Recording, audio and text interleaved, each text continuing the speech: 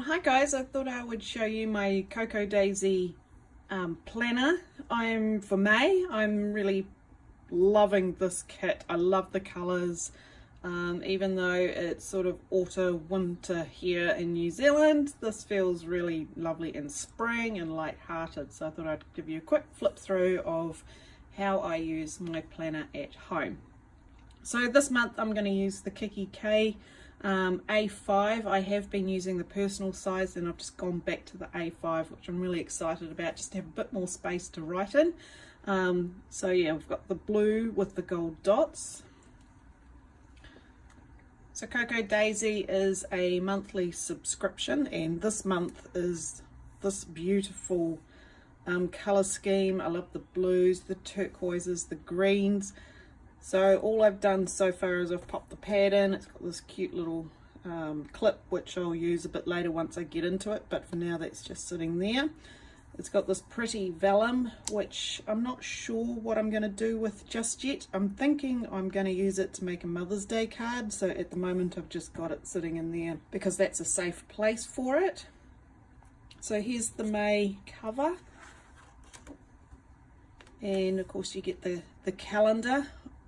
My monthly setups are usually pretty much the same. I do change out a few things every now and then, but I sort of know what works for me. But I do like to watch other people's videos and just see what ideas they've got. So you might see some stuff that's quite familiar to other Cocoa Daisy users.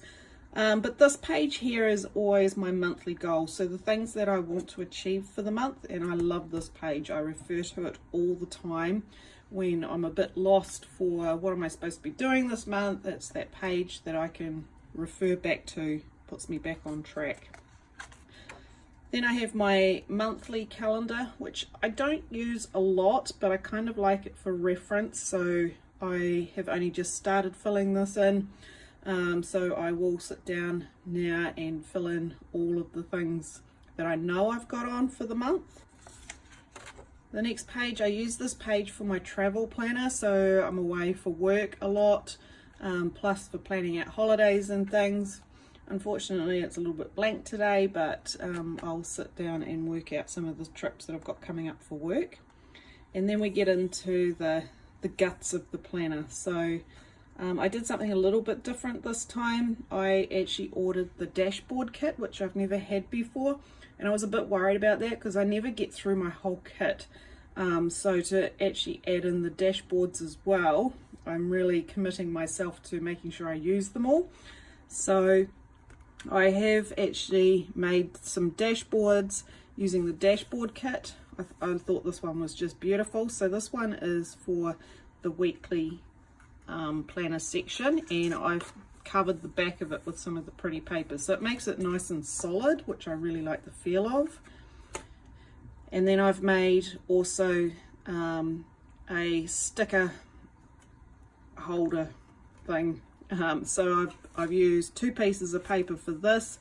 I've cut one of the sheets into a circle, and then I've glued the back half of it down, and I haven't glued the front half of it, so I can keep the stickers in there with me.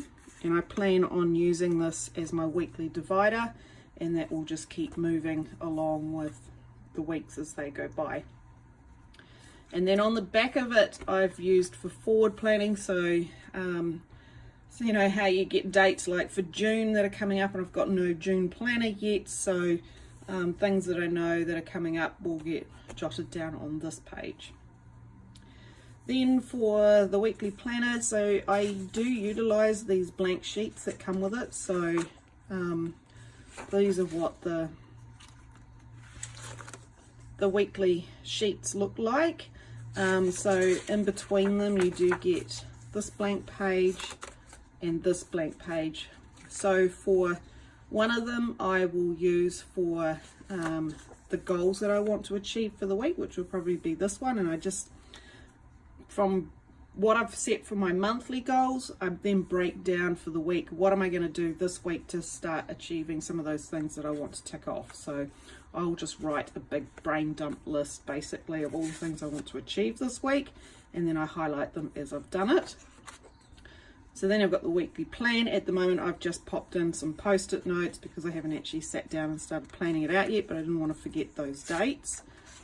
And then on this sheet here, which is kind of like the end of the week, I have a tracker sticker that I put on there that tracks just everyday things that I'm trying to create good habits about. So taking vitamins, getting my daily step count up, reading or listening to podcasts, things like that that I want to just try and achieve on a daily basis.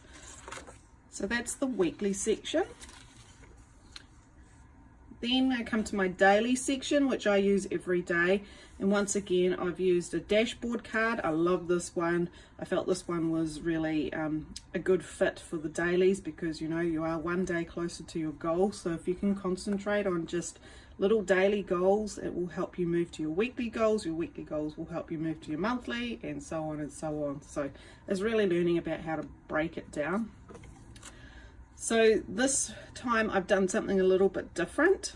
So what I've done is you get these week pages, which I'm always a little bit stuck on how to use them. I try and use them for meal planning, and that's what I'm going to do this time now that I've got a bigger one.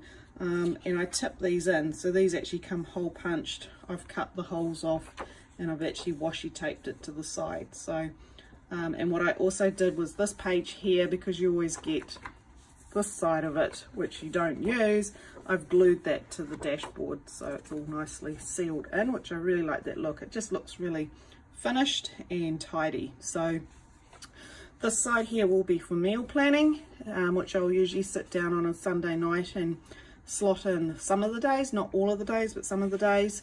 And then this page here is for daily notes and things. This one here I will jot down to do tasks that will help me achieve those weekly goals that I set for myself earlier in the planner. So just the little bits and bobs that I need to do for the week to help me achieve them.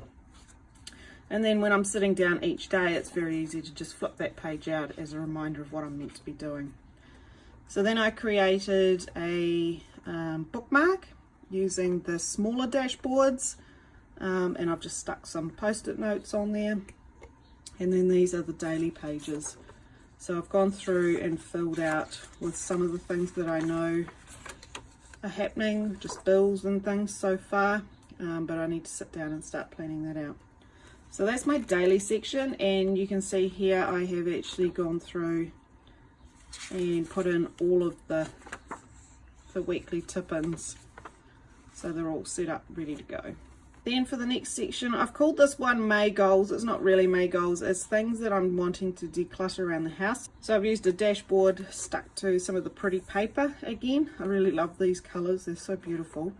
And I kind of felt this dashboard was a good fit for my decluttering projects that I'm setting myself. And at the moment I just have lists in here of different areas of the house of things that I'm going to tackle as I think of them. I'd like to make these a little bit nicer so that I look forward to actually looking at them, but at the moment it's just a brain dump list.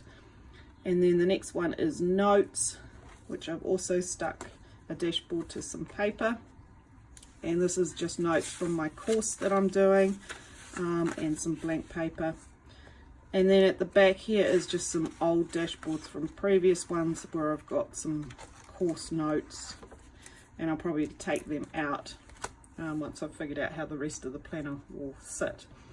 So that's how it's set up for now. I'm really excited about having the A5 back again. Some of the things that I haven't used up yet, so I've obviously got a few die cuts left. I really want to make it my goal to use as many as possible. I don't want any left over at the end of the month, because otherwise it gets hoarded and I never remember to go back and use them. So my goal this month is to use everything. What I have left so far is obviously I've got this cute little tag. I'm not sure what I'm going to do with that just yet. I've got a few of the dashboard personal size cards left, which I'm not sure what I'm going to do with those just yet. I've got this pretty paper. I love this paper. This is probably my favorite one in the whole kit. So I'm not too sure what I'm going to do with that one yet. and I've got 2 of the A5 dashboards to use. This one here I'm going to use, somehow make it into a Mother's Day card, so I might actually, maybe I'll use the pretty paper as a backer for it or something, I'm not sure yet. And obviously I've got the vellum sheet as well, so Mother's Day is coming up, so I'll make something really pretty for my mum. So there you go, guys, that's my Cocoa Daisy setup for May. Obviously I'll keep adding to it as I figure it out, but I'm really excited for May, and I hope you like this. I'll put the links in the comments below on where you can find Cocoa Daisy if you're interested in looking them out. I've been using them for about 2 years now, and I just absolutely love it. So hope you enjoyed this video, and look forward to seeing you all again soon. Thanks.